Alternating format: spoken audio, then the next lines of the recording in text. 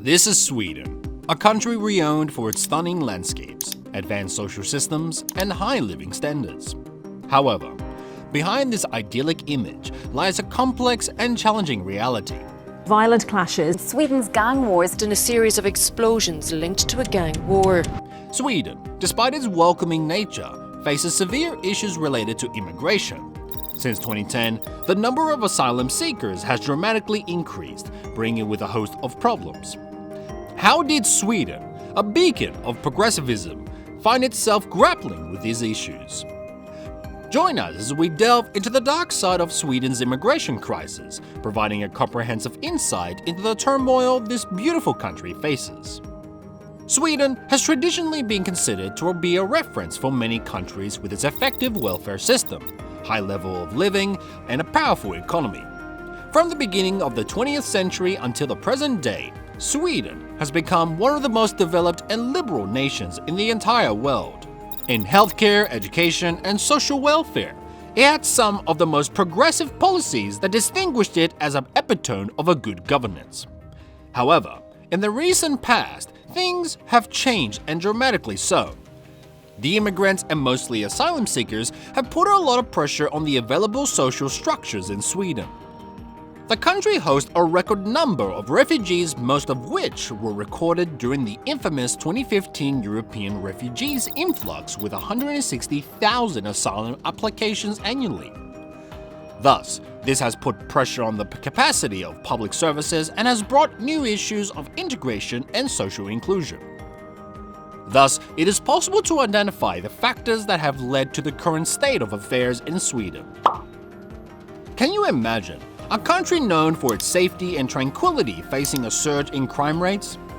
Sweden has experienced a notable increase in crime, which some experts link to the challenges of integrating large numbers of immigrants. Reports indicate a rise in violent crimes, gang-related activities, and sexual offenses. For instance, Sweden saw a 70% increase in shooting from 2014 to 2019, with several incidents involving individuals from immigrant backgrounds. The connection between immigration and crime is a continuous issue.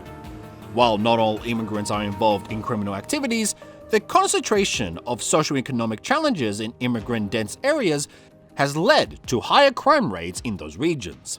Studies show that neighborhoods with high immigration populations tend to experience more socioeconomic difficulties, which can contribute to higher crime rates.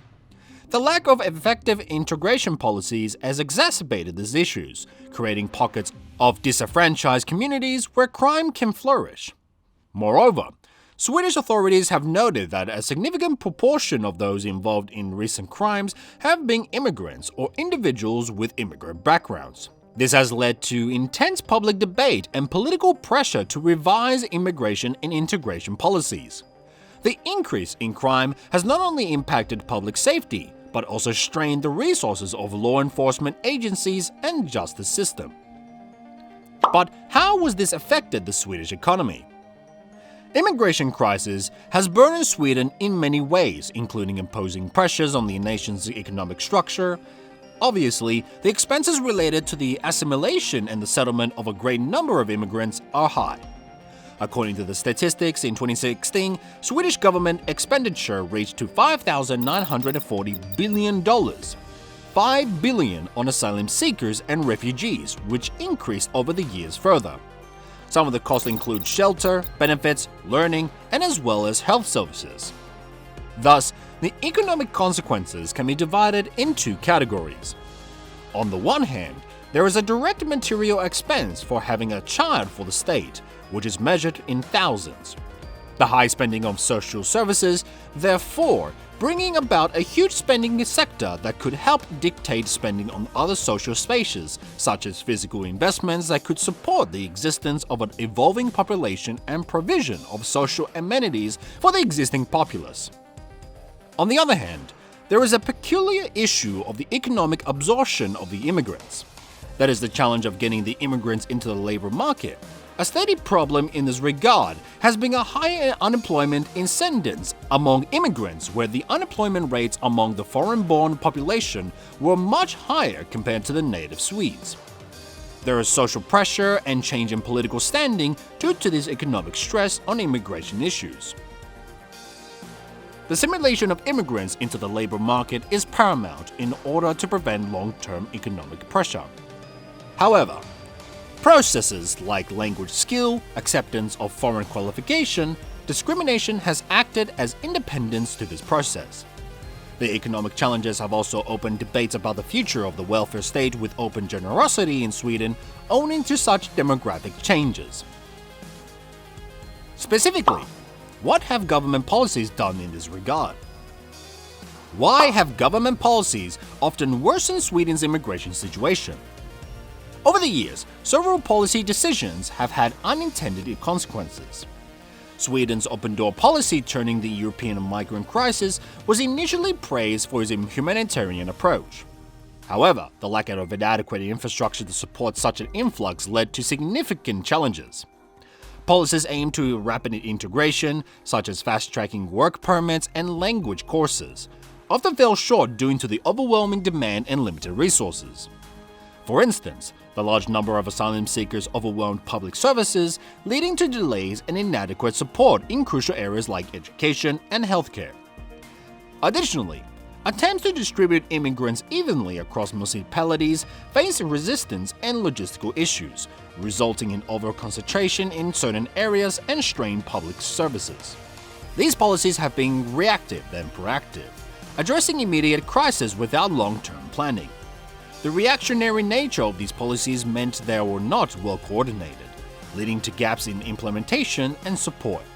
As a result, Sweden has faced repeated social and economic instability, with short-term fixes leading to long-term problems.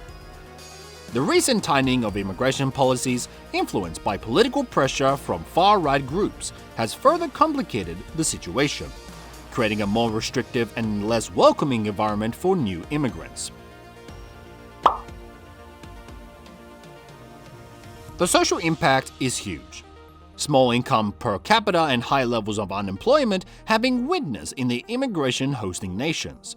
Poverty as well as social needs have also increased sharply. Integration problems have resulted in the creation of ethnic enclaves, with many immigrants living in the state of isolation and feeling like outcasts in the host country. Loss of unemployment and effective economic downturns have consequently had negative impacts in the lives of Swedish citizens.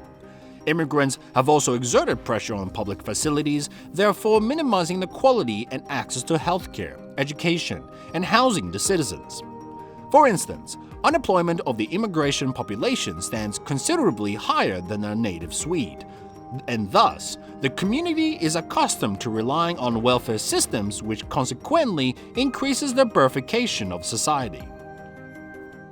The pressures make the social relations tense and contribute to the growth of nationalism, which causes polarization in politics. The pressure on the public services and utilizers has been quite obvious that correspondingly the native population has been expressing increased frustrations, which in turn has significantly affected the perceptions that shape the policy. Solving these problems need extensive and complex integration processes, primarily on the economic component, education, and community activities for social integration. If other countries could learn one thing from Sweden's immigration struggles, it would be the importance of comprehensive and well-coordinated integration policies. Effective integration requires more than just open borders. It needs robust support systems to ensure immigrants can successfully integrate into society. Investing in economic diversification, maintaining social cohesion, and ensuring political stability are crucial steps. Sweden's experience underscores the need for economic policies that promote job creation and reduce unemployment among immigrants. Transparent and consistent immigration policies can help restore confidence among citizens and immigrants alike, reducing the social tensions and promoting harmony. Countries should also focus on long-term planning rather than reactive measures. Sweden's initial open-door policies was well-intentioned, but lacked necessary infrastructure to support such a large influx of immigrants. Ensuring that there are adequate resources for education, housing, and healthcare is vital for successful integration. By learning from Sweden's experiences, other countries can develop more effective strategies to manage immigration and promote social harmony. Comprehensive integration policies backed by strong economic and social support systems can help mitigate the challenges associated with large-scale immigration and build a more resilient society. Now, let's wrap this up by considering the border implications and what you can do to stay informed and involved. We've covered Swedish shift from a model nation to one grappling with immigration challenges, rising crime rates, economic strain, and social impacts. What do you think is the most significant challenge? Is it the integration policies or the economic strain? Let us know in the comments below. If you found this video insightful, be sure to like, subscribe, and stay tuned for more content on global social issues.